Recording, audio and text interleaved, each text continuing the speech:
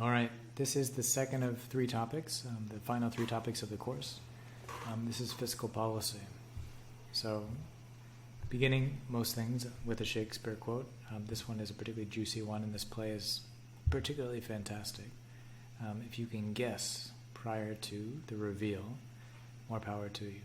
But it kind of course, a very different situation. In this case, someone has died. But fiscal policy, or essentially what the government does with the government's money, is something that they often have, and sometimes they have the best of intentions, but the consequences that actually occur are something that sometimes they don't intend or end up hurting a number of people. So most countries, according to macroeconomic theory, have three main goals. The first one is price stability, so they want to keep low inflation. Low inflation means that quality of life remains affordable for a lot of people. It means that the government doesn't have to spend time and money attempting to combat inflation, because once inflation gets started, it's often very difficult to arrest or to stop. And it also helps to contribute to social stability. If you have a situation where people can't afford those things that they rely upon to live, then they are likely to be more receptive to either radical ideologies or maybe acting in ways that undermine public peace and security. Second is economic growth. You need to create growth opportunities for real GDP to get larger, for output to increase, because you need to be able to have an economy that creates jobs for new people. What's interesting, and this may change a little bit, as countries experience slower population growth, or in some cases like Korea are looking like they're actually starting to shrink, and Korea is only the first, many other countries will follow. Is economic growth as important as it was before, when almost every country in the world had a growing population? Dun dun dun. This is something that will probably play out within your lifetimes. This is something worth paying attention to. The third goal is full employment.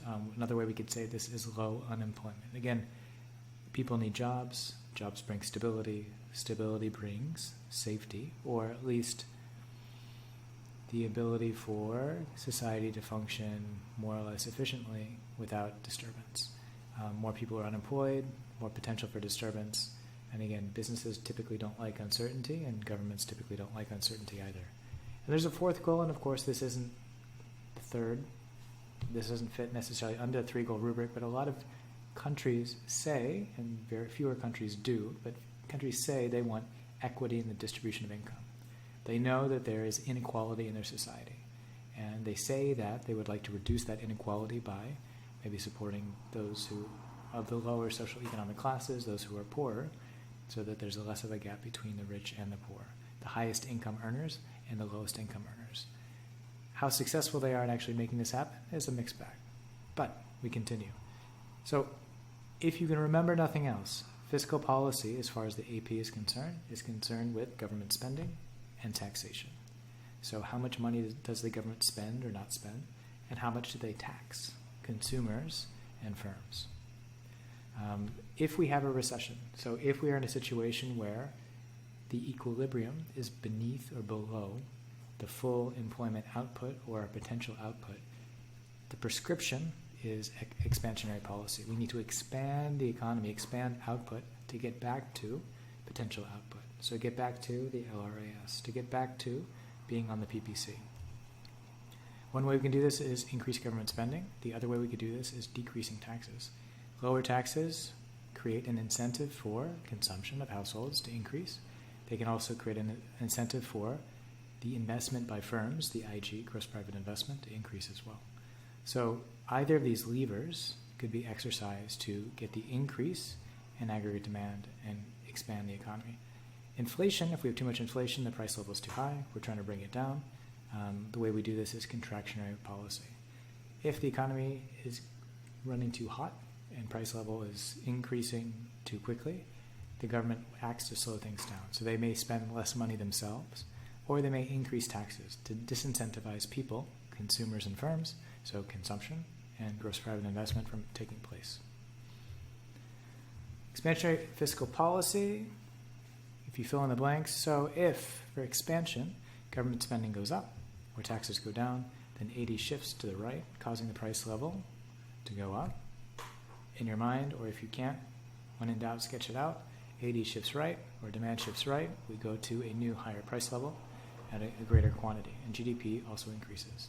So as output increases, as real GDP increases, we assume that unemployment also decreases at the same time. So when we expand, we're going to have some inflation. So this is something the government needs to take into account. More employment, less unemployment, but also more inflation at the same time. And economists in the government are also considering the effect of the multiplier. As I've mentioned before, the multiplier is not as big in real life as it is in theory, but still, government policymakers think about it when they decide to spend money.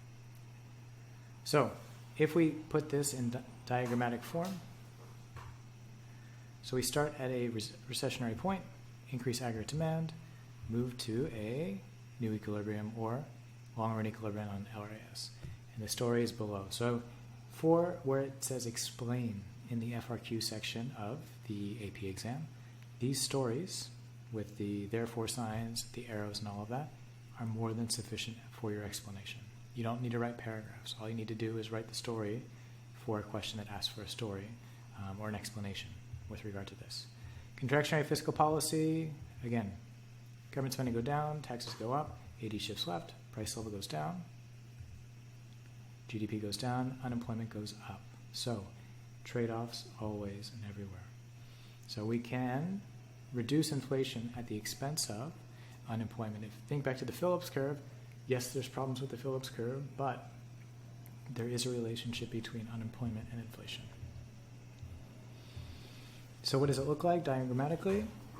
Looks like this. So we start at a point, a positive output gap, an inflationary gap, and government policymakers believe that we need to get back to our long-run equilibrium. They do things to slow down or reduce aggregate demand. AD shifts left, we get back to, hopefully, full output equilibrium or potential output equilibrium. And the story again is below. All right, last thing. When we talk about spending, there's typically two categories of spending for the government. The first is discretionary. Discretionary means you have a choice. This is when politicians decide to spend certain monies on certain things or raise or lower taxes on certain groups of people for particular purposes. So they see what's happening in the economy, and in response, they decide to undertake either increasing or decreasing government spending or increasing or decreasing taxes. You're seeing this a lot now with COVID. So in response to COVID, that's the situation. A lot of people are unemployed. A lot of people have lost their jobs. We have situations where governments are attempting to spend enormous amounts of money to get people back to work or to give them money to survive, so have benefits, have income while COVID is happening. And up and until, hopefully, they can return to work and get jobs again. Automatic fiscal policies, on the other hand, are policies that are written into law. So the law has already been passed. The bill has already been passed. The decision has already been made. And it really functions like an algorithm, like an if-then statement if you're familiar with computer science. So if something happens, then this happens in response. So unemployment compensation is an example of this. If someone is unemployed, then they receive compensation for a certain amount of time so that they have an income until they're able to find a new job. So if someone's income increases, then they have to pay a higher marginal tax rate, which helps to increase tax revenue for the government, but also maybe encourage people to work a little bit less. So generally speaking, automatic stabilizers or automatic fiscal policies, they take place automatically. Government doesn't need to do anything because they've already passed the bill. They've already signed the law earlier on. So generally speaking, during a recession, because of the laws that are already in place, the automatic stabilizers, the automatic policies, we would say transfer payments will automatically increase. If we have a recessionary gap, more people are unemployed, transfer payments of money going from the government directly to people will increase. Unemployment insurance increases, unemployment benefits increase because you have more unemployed people. At the same time, because people are receiving less income, either because they're unemployed or maybe firms are cutting back on expenses, less income means people are in lower tax brackets or pay lower marginal rates. They're paying less taxes are received by the government. In inflation, so we have a higher price level or people have greater incomes. In this case, because more people have jobs, there's less need for things like unemployment insurance, so transfer payments decrease. And because people have jobs and people have incomes, there's probably more people who are paying higher marginal tax rates, so taxes will be going up in this case. In both cases, on recession and inflation, the automatic stabilizers help to move back towards the long-run equilibrium. So in recession, you're giving people income and you're decreasing their taxes, hopefully so that they spend more money, and we can move back to long-run equilibrium, so shift to the right.